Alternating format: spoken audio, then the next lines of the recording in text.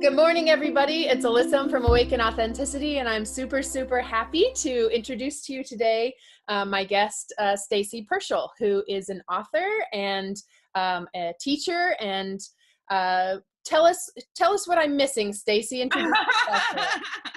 Well, probably the coolest thing that I do, besides writing books, which is like cool at the end, but super uncool during the process, because like most of my time is just spent sitting in my pajamas with a cat on me, writing or reading. But probably the coolest thing I do, like to other people, is that I am a mental health speaker for Active Minds, for the Active Minds Speakers Bureau. So I travel around the country speaking about suicide prevention to high school and college students, and speaking about borderline personality disorder and trauma, and how to stay alive. So that's like probably the most important thing I do. Yeah, and tell us more about Active Minds. What's Active Minds?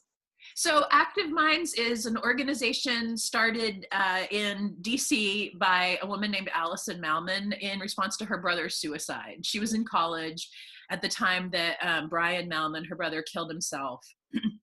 And what he wasn't telling people was that he had been hearing voices. He had been, he was in college, she was in college, she was a couple years older.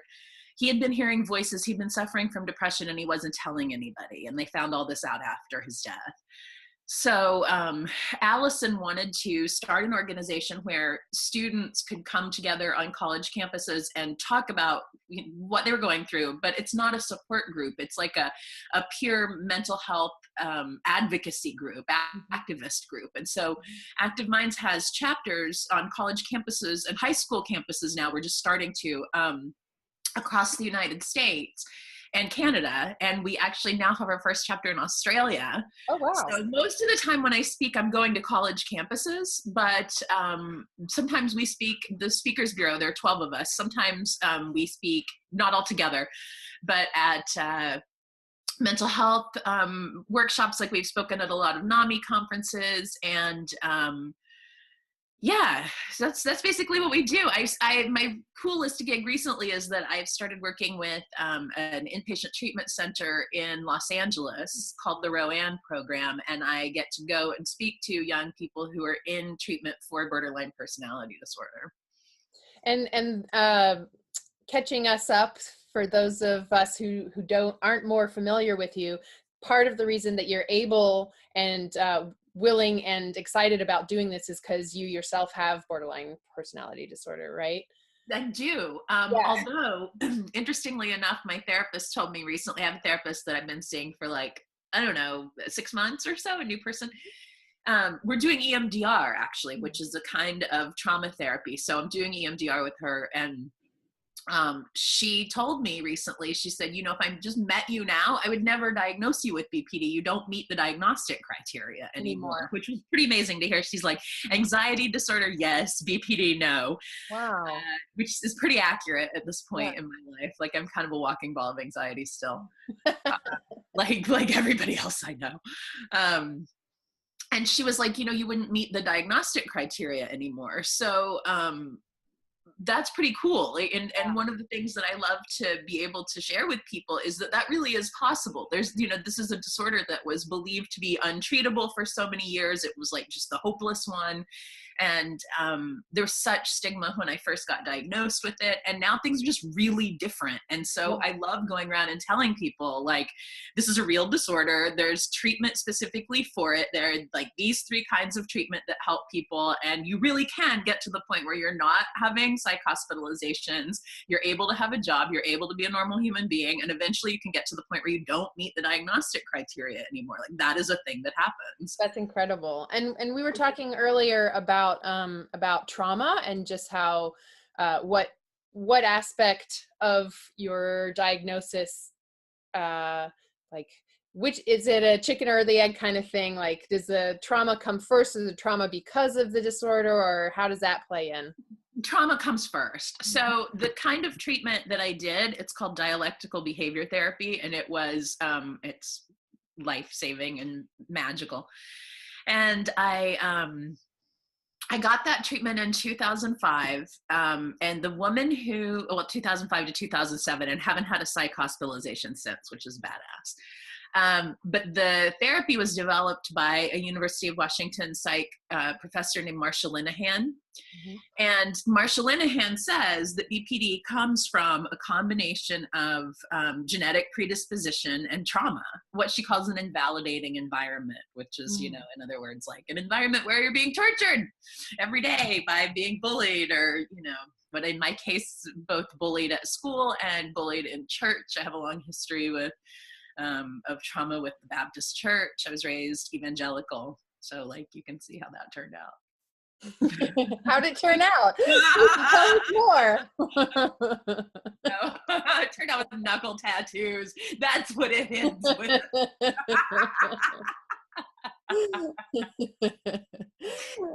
But seriously, tell us a little bit more about, if you don't mind, what were some of the manifestations of your of what you experienced, and how that's affected you since?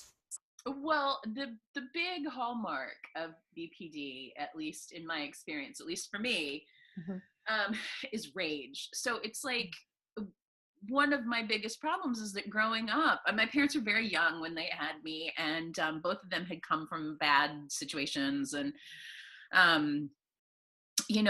they just didn't know how to appropriately deal with anger, which is completely understandable. Who does when you're in your early 20s and, your parents have beaten you? I mean, but it was definitely an invalidating environment. And I definitely never learned a healthy way to deal with anger. And the answer to everything, in the Southern Baptist Church is always just pray about it. You're just not being, enough of a Christian.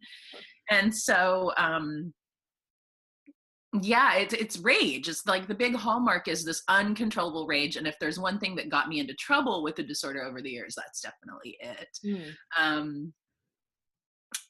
Rage and a real fear of abandonment. So, that's still a thing that I have to deal with and have to use DBT skills to deal with. If someone's upset with me, or I think they might be upset with me, then I'll just spend a furious rumination, days of furious rumination on what did I do? What's wrong with me? I'm still a terrible person. This must be because I'm still crazy. No matter what I do, I'll never get better. So it does still affect me, but it's just that I've just learned skills to deal with it. And it's like anything you learn, you just have to practice. Right. Yeah. And the rage is coming from a place of nothing's getting better. Praying isn't making it better. I have to do something. I don't know what to do. It's frustration and. Yep. Absolutely. Yeah. It's feeling you're in a wheelchair and someone's telling you that you should just get up and run a marathon. And you're like, no, I really don't have the skills to get up and run a marathon. And it's well, if you just pray more, Jesus would get you out of that wheelchair and start you running. Right. And that led you, at least at one point, maybe more, I don't remember, to attempt to commit suicide. Yeah. I had a really public suicide attempt in 2001. I have the dubious claim to fame of being the first person to attempt suicide on the internet. It was back in the... Oh, God. Yeah, I know. Really fun, right? Really what you want to be known for. But I've spent, it happened in 2001, and, I've spent 16 years just living it down and doing that as loudly as possible, because the suicide attempt was broadcast on the internet. I mean, I won't go into it. It's Google it if you really want to know. It's all over the place. Or read my book. Yeah. Wow, In the House of Myself by Stacy Pershall. I could be here's my book. I wrote about it. So, I wrote a memoir about it all that, tells the whole story. And that memoir led to both the position on the Active Mind Speakers Bureau and my teaching job at Gotham Writers Workshop. So it's it all came from, when you Google me, there's all this terrible shit. You see pages and pages of, my suicide attempt and, Wired magazine and Gawker articles about it. And yeah, it was bad. And, so I just basically was like on a mission to replace the first page of Google search results, and hey, maybe the second or third, on my name with like positive stuff, just like you Google Stacy Pershall and you don't see like this pathetic, desperate, crazy chick who tried to kill herself. You see an author and a mental health speaker who's going out into the world and trying to do something. That's so awesome. It from happening to other people. How do you make the first step to go from being the person who feels so pathetic that she wants to kill herself to becoming this successful author? Like that seems like a huge leap. How does, and I don't know how long the time was there, but like, how do you make that transition? I started writing the book 2 years after the suicide attempt, which was too soon. And so the book didn't end up published and on the shelves until 2011. So it was 2003 that I first had the idea to write it. It really was just like, it wasn't so much finding my way out and finding my way to a new path as going back to the thing that if I had never left it, I might not have tried to kill myself. I'd always written. I always, when I was 4 years old, I could read when I was 2. When I was 4, I wrote these little books and like illustrated them, just like on paper, and I would cut the paper out in little squares and staple it together. And I took it to the library in my little town. And I was like, I wrote a book, will you put it on the shelves? And they totally were cool and made a library card and put it on there. And like every time I would go in, I would see who checked it out. And like people had checked it out. And, it was like, I feel like if I had just like, that's me, that's my authentic self. Writing is like breathing. It's the thing that if I don't do it, I end up suicidal. And I had gone to grad school. It seems like a divergence, but it's not too much of one, hopefully. I'd gone to grad school in electronic art. I have an undergrad degree in theater and English. And then I decided not to go to grad school for creative writing, but to go to grad school for electronic art because I swear to God, this is like the most embarrassing admission I'm going to make today. I was dating this guy and I was madly in love with him and he was treating me like shit. And he broke up with me because we were both 23 years old. And like shit happens. And he was really in love with Laurie Anderson, the electronic musician. And he told me one time, Laurie Anderson is the only woman I would ever marry. So I decided, I decided to go in. I went to grad school in this like new electronic art program. And this was 1994 through 1997. And I got out and I moved to New York City and I started this webcam, which would be the platform on which I ultimately attempted suicide. And I just was trying to be somebody else. I was trying to be this person that I thought would make this dumb guy love me. And so I went and got a master's degree and went $40,000 into debt, like to try to impress somebody. And it wasn't who I really was. Like I always knew all along that I was really a writer, but I was trying to be somebody cooler than a writer and like please somebody else. So I just did this thing for years that wasn't me. It was all for somebody else. And when I finally started writing again, when I was finally like, okay, forget that, like none of this other stuff is what I'm supposed to be doing. I'm supposed to be writing just like I was when I was 4 years old and I was stapling books together, So I just went back to that and I thought, if I have no other power, I have the power to tell the accurate version of my story. Right. So I was like, I'm going to write a memoir. I'm just going to do it for me. There's no way it could ever get published. And then like, lo and behold, it did. And as soon as I was like, I'm going to go back to who I really am and do what I was really supposed to be doing all along, I saved myself. That's amazing. That's amazing. And how it's a pretty extreme, but really, really fascinating example of not being yourself and how miserable you can be when you're not being yourself. How miserable you can be when you think somebody else knows more about what you should be doing than you do. Yeah. Because that's ridiculous. That just ends in depression. That just ends in misery. Yeah. Yeah. And I think that's what so many people struggle with at whatever level, in their lives. They're just struggling with not feeling comfortable in their own skin at some level and trying to figure out how to feel more comfortable and being really scared to be vulnerable, showing their real selves, I think absolutely, it's a malaise in our world. Yeah. Well, I see it with my teen students and it just breaks my heart. And I'm always kind of like, part of the reason I became an educator was to be like subversive, to be a little bit, just to be the adult I needed. I feel like that's my driving principle all day, every day, is like, be the adult I needed, be the adult who could have saved me. I love that. That's so wonderful. I want to, everybody watching, who's the adult you needed? Yeah, exactly. Be the adult you needed. And, you know, really for me, that just means being the adult who listens to teenagers and takes them seriously and talks to them like they're people. You know, I talk to teenagers just like I talk to adults. Right. I think their ideas are valid, and I think they already know who they are. I know they already know who they are because I did, because you do. Right. You know, and so many of them really break my heart because, you know, they're like, well, I really want to be, you know, an artist or a chef or a, you know, actress or whatever. But like my parents tell me that I have to, you know, if I'm going to go to college, and college is so expensive and they're paying for it, that like I need to do something where I can earn money. So, you know, my parents really want me to be a doctor, a lawyer, an engineer, but like what I want to be is a musician. And so, you know, I'm the one who's out here just to be like, yeah, well, so musicians make money. Like they might not always be doing stuff that they want to do. Like you might be a musician who has to, you know, like our friend Sam Haggerty, who has to teach, you know, cello lessons to pay the bills, but, you know, then goes and plays in the orchestra. And it's like, you find a way to make money. You might not always be doing what you love, but at least you'll sometimes be doing what you love, as opposed to doing something you hate all the time because it's not what you want, it's what your parents want. Absolutely. You know, and I think that there's also some sort, I mean, at least for me, I know in my life, my experience was that I was good at science. And so I thought that I wanted to do science, and it was easy because that's what my family said was the good thing to do. Right. And so like I was like, well, I'm good at it and I enjoy it, therefore I must want to do it. And that's easier because everyone else says that's what's good.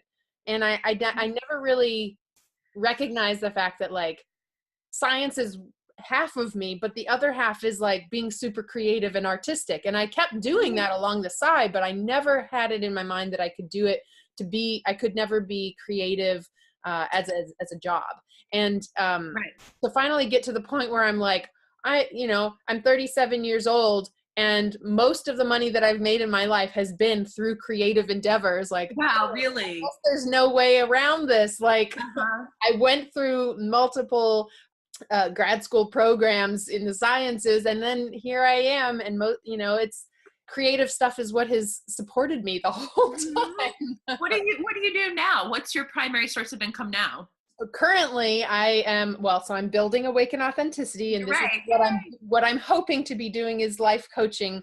That's my hopeful biggest thing. Over the past several years, and still, I'm a belly dancer, and so I perform gigs, and I'm a dance instructor. I'm a contortionist, so I perform, which is so cool. And then currently I'm also doing TaskRabbit, just helping people organize their homes and like helping them put together furniture, and then I walk dogs. And so every walk dogs. And walking dogs is great because it's like the most meditative thing ever. I'm outside all day long and watching the seasons change, and these dogs are just like present right now, and it allows me to be, it doesn't take any education, and I have so much education, and here I am walking dogs and loving it. Yeah, no, I know. I mean, it's like my greatest happiness is when I'm volunteering at the shelter. Yeah. I think animals are everything, you know. They're so wonderful. But I know I've fostered 8 kitties this year, and it's just like, oh, I'm so grateful. At Thanksgiving, I was like, I'm grateful for Ladybug and Luke and a beef and Biggie and Debbie Reynolds, you know, all my little foster kitties. They have greatly enriched my year. But I think what you're saying is so important for young people to know, because like so many of us, pretty much everybody I know who doesn't have like, you know, a job, like a 9-to-5, is doing this, is piecing together income from a million different sources. Like I teach, I speak, I edit. One thing I've been doing a lot lately that I love, that I would really kind of like to make my primary gig, and I'm working toward doing that, you know, and it's building a little at a time like these things do, is that I'm book doctoring. So I love working with people who are writing memoirs and just helping them structure. Yeah, hey, I'll help you. Yeah, after this, so I'm writing a memoir right now too. And I'm like about a month away from having my full first rough draft. So I'm just super Nice, excited congratulations. to be able to print it out and hold a manuscript. It's I so know, exciting. it's so cool. It's so cool when you can do that. And then suddenly you're just like, I made a thing. Here it is, you know. But then it's going to need a ton of like reorganizing and figuring out. So, of course, and that's the main thing I find with people. I mean, it was for me. You know, the hardest thing is structure, because you're dealing with the story of an entire life. So, like, how do you pick the parts that you're going to put into 300 or pages? Right. And it's like, there's so much I could write, 10, 300-page memoirs. Like, give me a time in my life and I could write a memoir about that, because there's just been so many, like, well, I could write about the time I tried to be an artist. I could write about the time I, did singing telegrams to put myself through college. I could write about, all kinds of stuff. And so it's like, how do you find that structure? How do you, what are the questions that you ask yourself to discern the theme that structures the narrative arc? And, people struggle with that because it's really hard, and it just takes doing it to figure it out, So that's what I'm doing now, is that I'm just working with private people who are writing their memoirs and, helping them turn it into like a story that reads like a novel. I love that you call yourself a book doctor too. That's great. It's true. No, actually, that term did not come from me. It came from, it probably came from somebody else, but Gotham Writers Workshop, where I work. I do most of my book doctoring through Gotham, and that's what they call it. Like, when people call them, they're like, do you want a one-on-one class or mentorship, or do you want book doctoring? Cool. But book doctoring to me is the most fun part, because then it's like people come to you with a concrete thing to work with. Yeah. Rather than just an idea. And then you get to dig in and, take it apart and put it back together. And like, that's the fun part of it all for me. Well, and so you have like a really unique insight into, as someone who helps people specifically with memoir. I mean, when you're writing a memoir, it is a very personal document that you're writing and sharing with the world, and figuring out how to say everything that you need to say in a way that feels both authentic and also safe enough. Yes. I think it's really difficult, and definitely something that I applaud people who have completed a memoir. And so as someone who works through that process with people, can you talk a little bit about that process and how it relates to authenticity? Well, yeah, the thing, one of my favorite books about writing is The Art of Memoir by Mary Karr. Like, I can't even have a conversation that I don't go into it from like, here's a book about a thing and I'll talk about the book. Like, if I like you, I recommend books to you. That's how you know. I introduce you to my cat and I hand you books. Right? Like, that's how you know. So there's a book called The Art of Memoir by Mary Karr, which, if you haven't read, have you read it? No, not yet, but I had someone suggest it recently. So get it. So anybody who's writing a memoir, get The Art of Memoir by Mary Karr, and get The Situation and the Story by Vivian Gornick. I did read that one because it's so good. Yeah. It's so good. So anyway, Mary Karr talks about the idea of like, knowing what you're writing a memoir about. So to ask to help you figure it out, imagine that you get to come back to life at your funeral for like 1 minute and sit on the end of your coffin and say the thing that you've learned, like impart one piece of wisdom. So I was like, what would mine be? And totally, it came to me in a second. It would be, there's a place for the freaks. Like, that's what I would say, like, there's a place for you. Just go be a freak. And like, the more authentic of a freak you are, like, the more of a place the world will make for you. Compassion and curiosity are the keys that will allow you to subvert the world enough to move through it in an interesting way and have an interesting story. Say that again. Compassion. Oh God. Compassion and curiosity are the keys that allow you to sort of like commit the subterfuge to move through the world in such a way that you'll learn what you need to learn. Yeah. And the people from whom you need to learn those lessons will teach them to you. Right. And it feels almost like this little, Mario gets the star or the mushroom or whatever, and you can suddenly move through without being killed. So. I agree. Compassion, that's what does that for you. Yeah. Little stars, they're compassion. Yeah.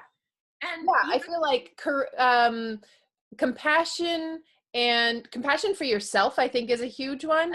And curiosity, absolutely.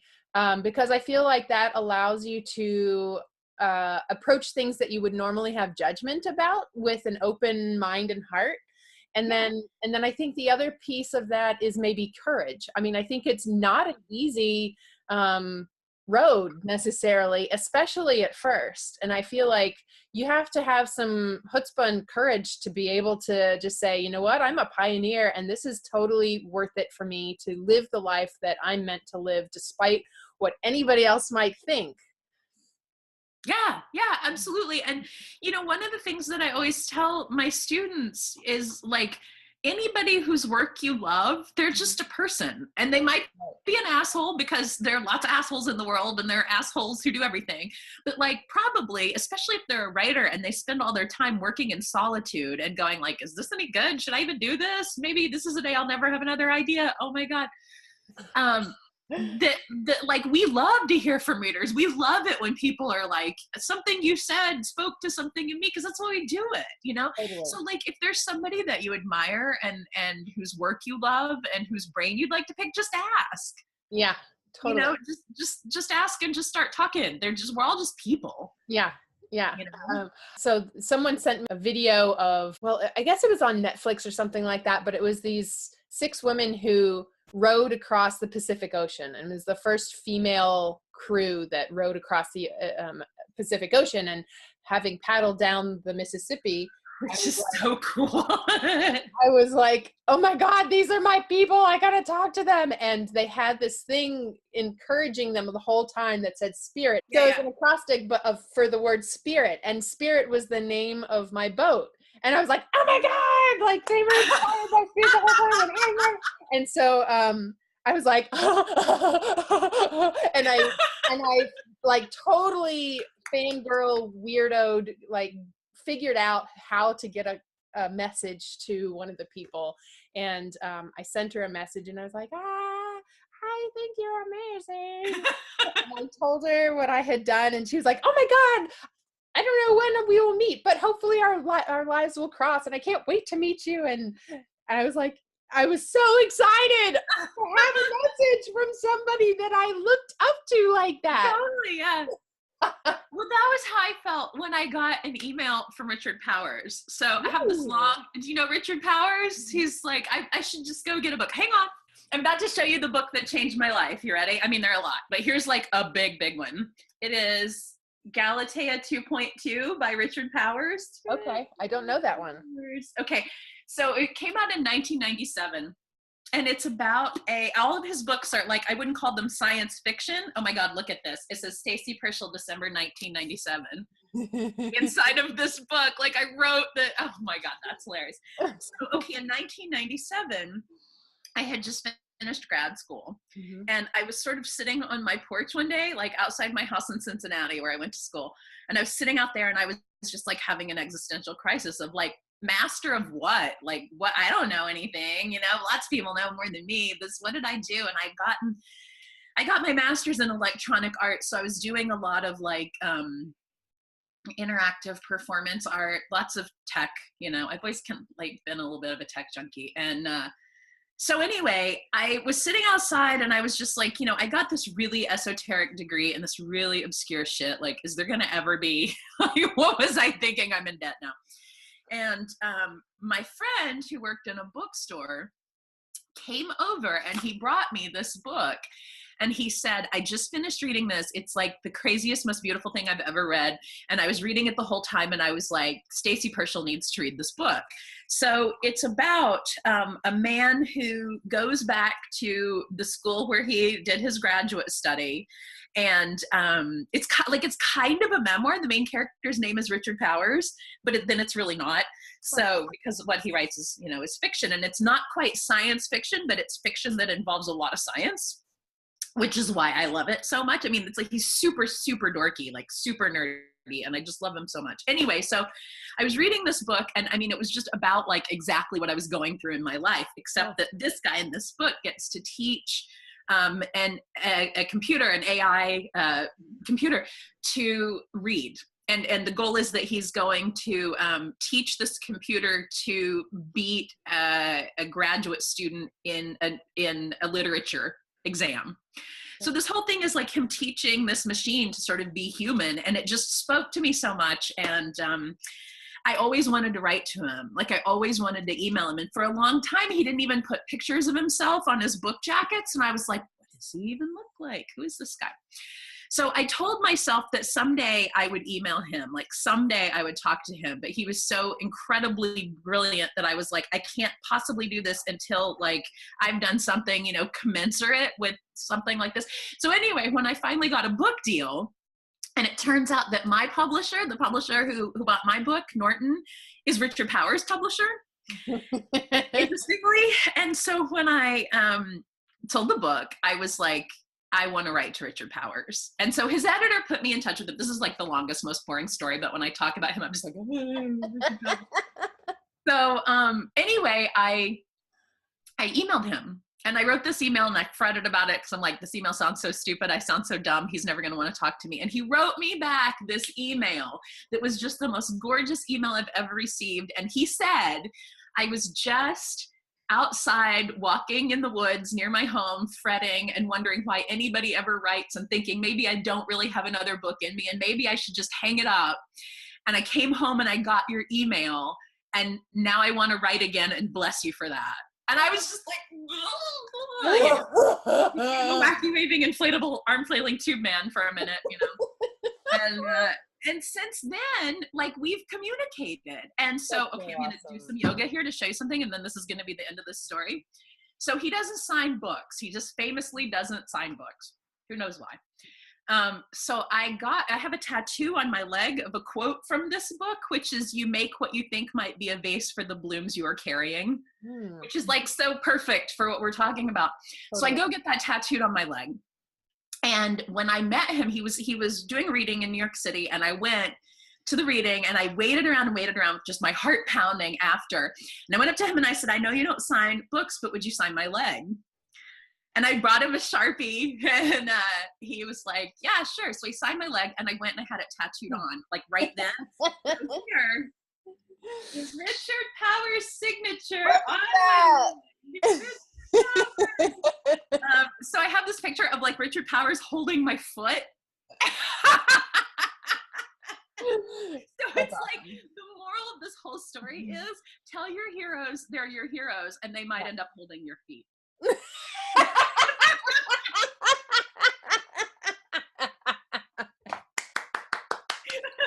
Yeah, thank you. I'll be your whole feet. Oh, where do we go from there? That's so yeah, I know, right? Like, well, the end. Thank you so much. No, I can pick up the cat and like dance him around a little bit. Where is the cat? No, he's not here. Where's the comedic value when I need him? All right. So that's amazing. I love that story. Good, because it took like 30 minutes to tell. So are you writing right now? Are you writing? Mm-hmm. I just finished my first novel. Do you see this mug that I'm using? This is novelist. Cool. It's totally not my mug. It's my housemate's, but it's like so perfect for this occasion. Is your housemate also a novelist? Yeah, she's working on her first one. This is a NaNoWriMo mug, I think. That's like, if she got when she did NaNoWriMo, which I've never been able to do because I write so slowly. Yeah. Yeah, I just finished my first novel, and it's a young adult magical realism, which I'm hoping is a thing that will work in the world.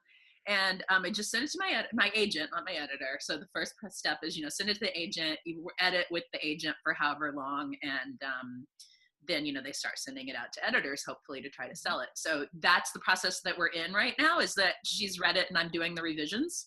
Mm-hmm. So like right now, my writing life is that I get up every day and I try to make one chapter perfect. Yeah. So that's what I'll be doing after I get off here, like trying to achieve perfection. What? I said, it's so painful sometimes. I always feel like I'm like, I already know how it's supposed to be. Can't it just like happen? Do I have to actually do the effort? Damn it, why is it not this easy? Yeah. No, but it's like every sentence is torture. It's just the worst thing. Like Faulkner said, writers from the South don't actually want to write. They just feel compelled to tell stories. Truest thing ever. I'm from Arkansas originally, but I have lived in New York since 1998. So like 20 years almost. Yeah. I'm from Kentucky, so I can identify with that too. I just want to tell stories. Stories. I know, we're so obnoxious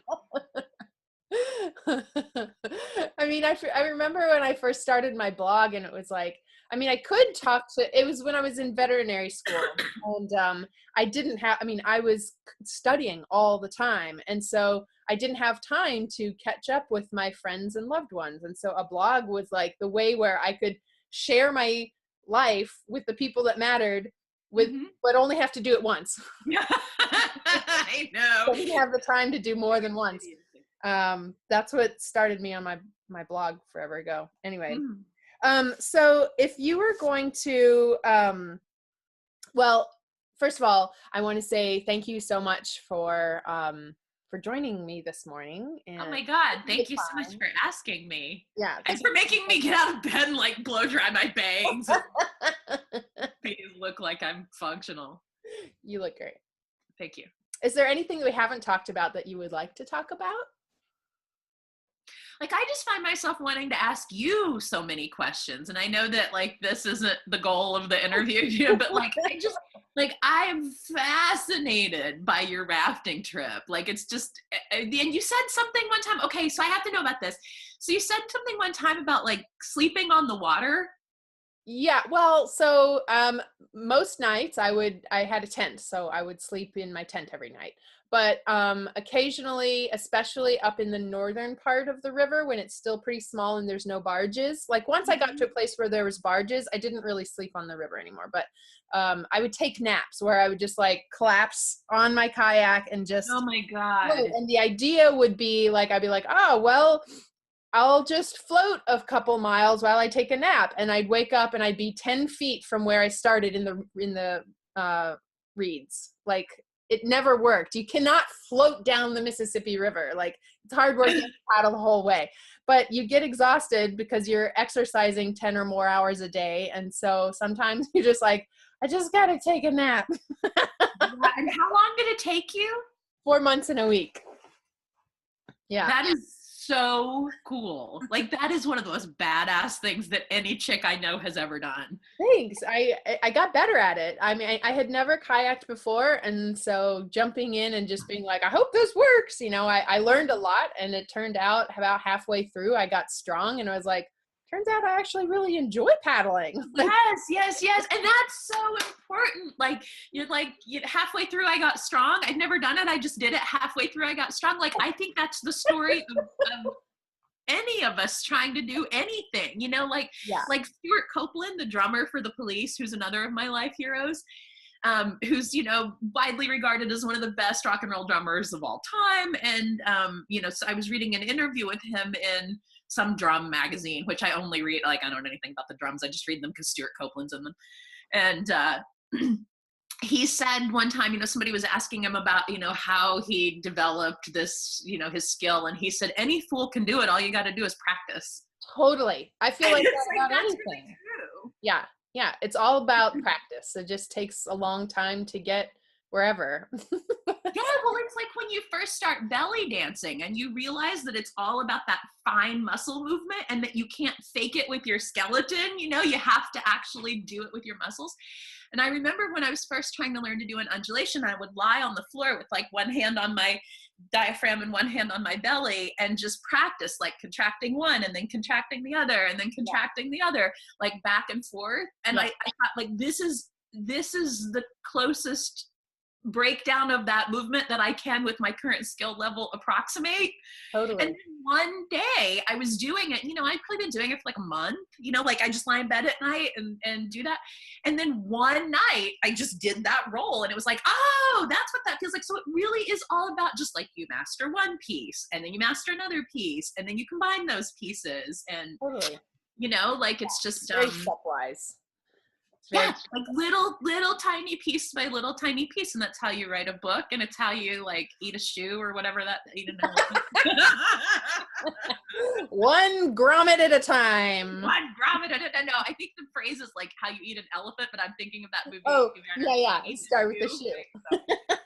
Shoe, elephant, like they all come from the same source, right? Something with skin, that's terrible. Why don't you see elephants in the trees? I don't know why. They're really good at hiding. You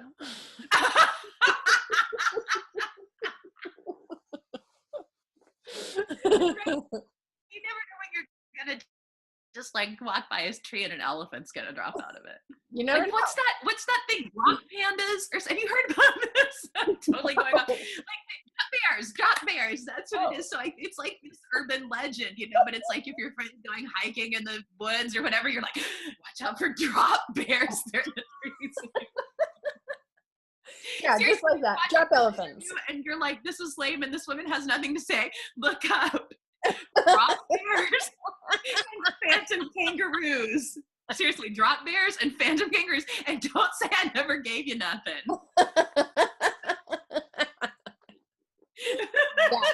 Exactly. Right. So if you were sitting across the table, Stacy, from somebody who is feeling very frustrated and stuck in their life, what advice would you give them? Oh my God. Let's see. What advice did I most need when I felt like that? It's like what we're talking about. I think like anything is possible. You just have to break it into tiny steps. Mm-hmm. If you want to be a writer, like sit down and write one sentence. Bam, you're a writer. Now tomorrow write two. And that's what books are made of. They're made of sentences. Yeah. And like whatever, 300,000 sentences from now, you'll have a book. So it might take you 300,000 days to write it, but like it still will be a book at the end. You just have to live a long time. Yeah. So like take care of yourself, right? Just like eat your kale and write your sentence, and then you have a book at the end. That's my favorite. I'm just gonna say, eat your kale and write your sentence. Yeah, right. Eat your kale and write your sentence. There, that's it. That's my really advice. Good advice. I like that. Well, thank you again. I will say goodbye, but I really appreciate you being with us. Yeah, thank you. I'm so glad we finally got the chance to do this. My glasses are glaring. Yay. Okay. You're awesome. I love you.